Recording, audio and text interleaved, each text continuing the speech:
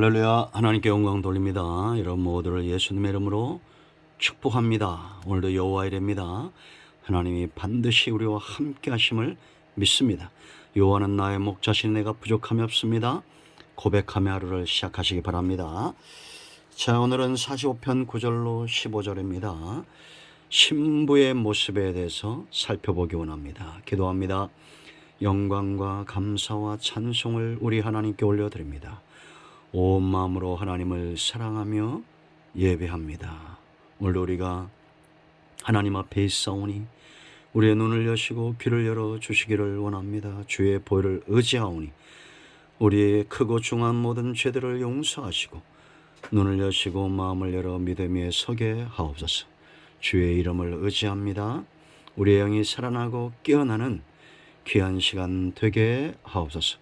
종을 낮추시고 겸손하게 하시고 오직 말씀에 도구만 되게 하옵소서.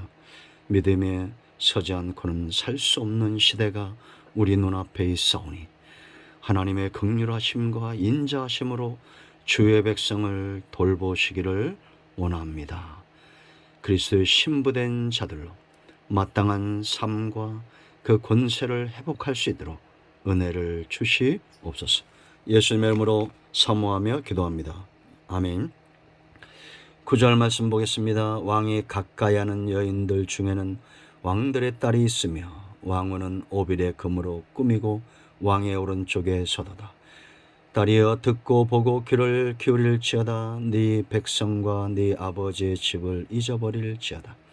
그리하면 왕이 네 아름다움을 사모하실지라. 그는 내 주인이시니 너는 그를 경배할지어다. 도로에 따른 예물을 드리고 백성 중 부한 자도 네 얼굴 보기를 원하리로다. 왕의 딸은 궁중에서 모든 영화를 누리니 그의 옷은 금으로 수놓았도다. 수놓은 옷을 입은 그는 왕께로 인도함을 받으며 시종하는 친구 처녀들도 왕께로 이끌려 갈 것이라. 그들은 기쁨과 즐거움으로 인도함을 받고 왕궁에 들어가리로다. 아멘. 오늘도 이 말씀이 우리 모두에게 큰 은혜가 되고 회복이 되고 치유가 될 것을 확신합니다. 자, 우리가 왕의 모습을 보았죠. 세상의 그 누구도 흉내조차 낼 수 없는 그리스도, 오직 내 편이신 예수 그리스도, 왕 되신 하나님, 신랑 되신 하나님, 하나님이 세우신 유일하신 분입니다. 왕의 위엄을 가진 진리와 온유와 공의를 세우시는 유일하신 분, 정의로운 하나님의 나라를 세우기 위하여 승리하셨고 영원한 나라, 하나님과 백성의 즐거움이 되는 예수 그리스도입니다. 이 성품, 숨길 수 없는 향기가 그 백성들 속에 있습니다. 자, 이제 이 신부 보세요. 이 신부가 왜 복이 있느냐? 5절 말씀 보면 하반절에 왕의 오른쪽에 서도다.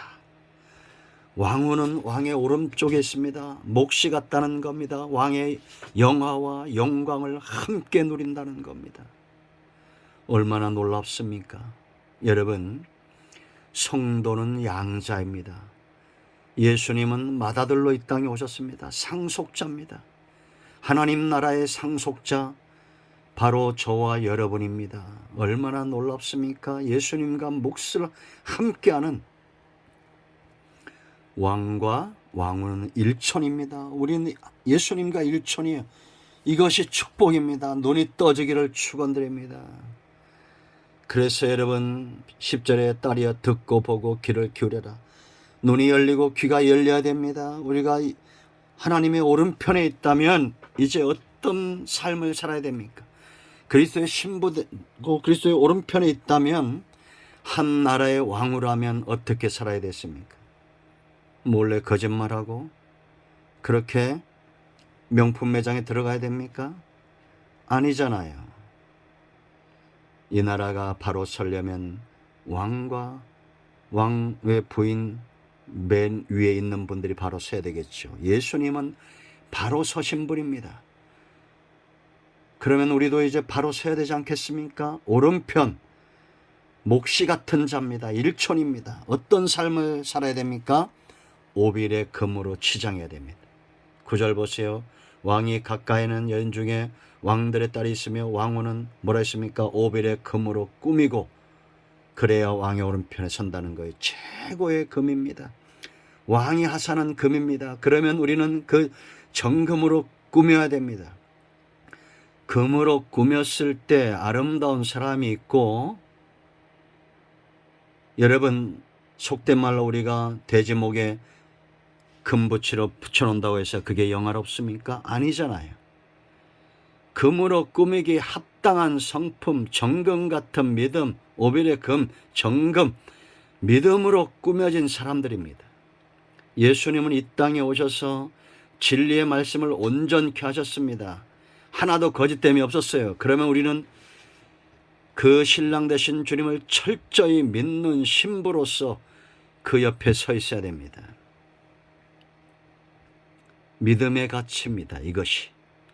신랑 되신 주님이 믿음을 수호하기 위해서 십자가에 죽으셨다면 아내된 자, 신부된 교회와 성도들도 믿음에 견고하게 서 있어야 오른편에 설 자격이 있는 거예요.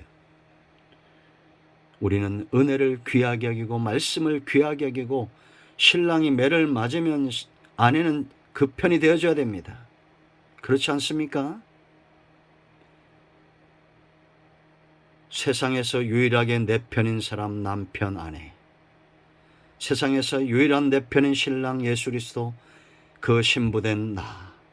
우리는 서로 고난도 함께하고 영화도 함께하고 믿음에 견고하게 서 있어야 됩니다. 다윗은 고백합니다.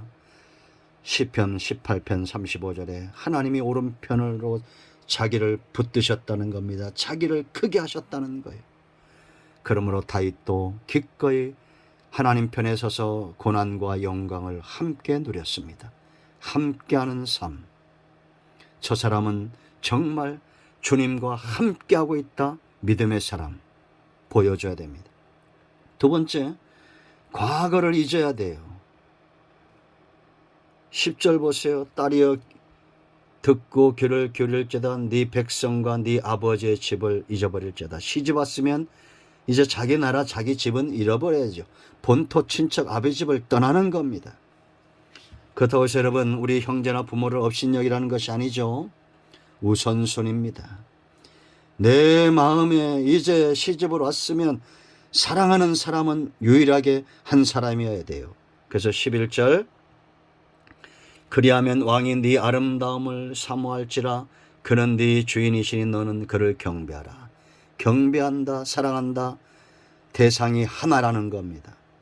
세상도 사랑하고 말씀도 사랑하고 하나님도 사랑하고 또 산에 가서 절도 하고 음란한 백성입니다.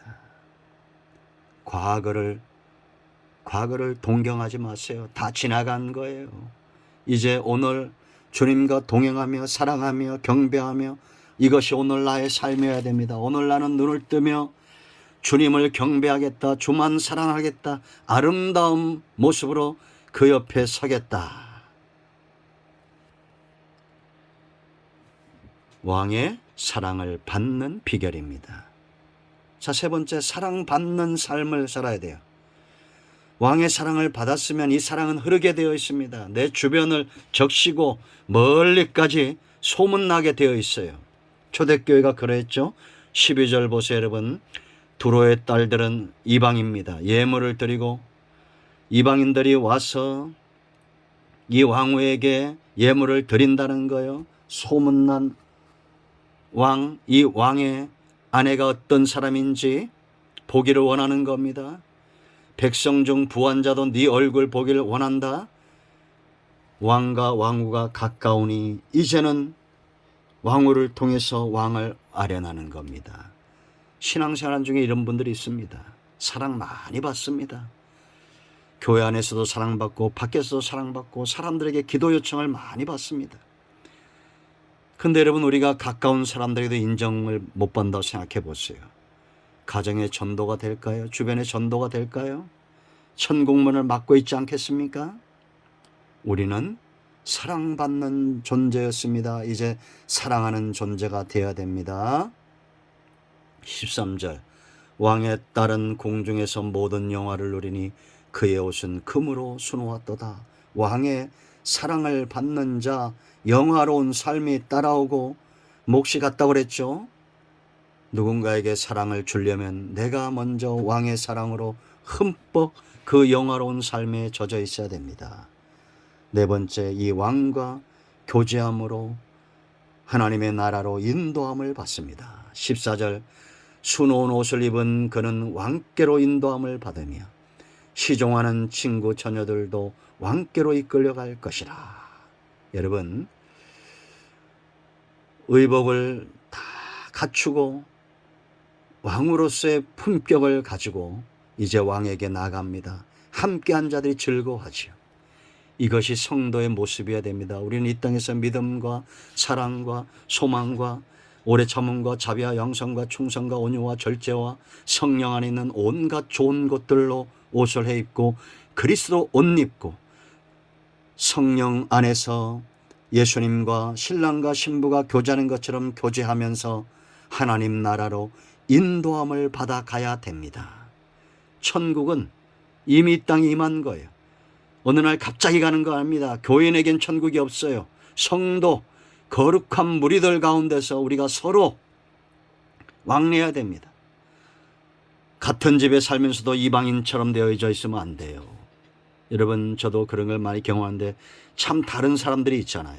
근데 우리는 생각하는 것도 같고 사랑하는 것도 같고 사모함도 같고 같은 믿음에 서 있고 성령 안에서 서로 교통하고 예수 그리스도 예수님 안에서 서로 주 안에 함께 사는 대한민국 사람은 서로 소통하죠.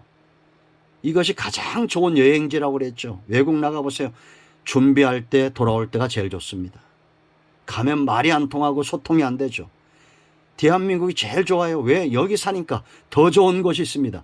예수님 안에서 같은 신앙적 문화, 같은 믿음, 같은 사랑, 같은 소망, 주님과 서로 동행하면서 성령 안에서 이끌림을 받고 하나님 나라로 가는 겁니다. 이 놀라운 신부의 모습이 있어야 돼요. 여러분들은 누구랑 친합니까? 교회 안에서 서로 친한 사람이 많아야 됩니다. 들러리들이 많아야 돼요. 함께 마음을 공유하는 자들이 많아야 됩니다. 교회는 주일날만 손님처럼 왔다 가고 평상시에 월요일부터 토요일까지는 세상 사람들과 똑같이 성경 한 구절 보지 않고 드라마에 빠져 있고 세상 환락에 빠져 있고 그러다가 주일날은 그냥 종교생활하는 이런 사람은 하나님 나라로 이끌림을 받겠습니까? 하나님 나라로 살고 있겠어요?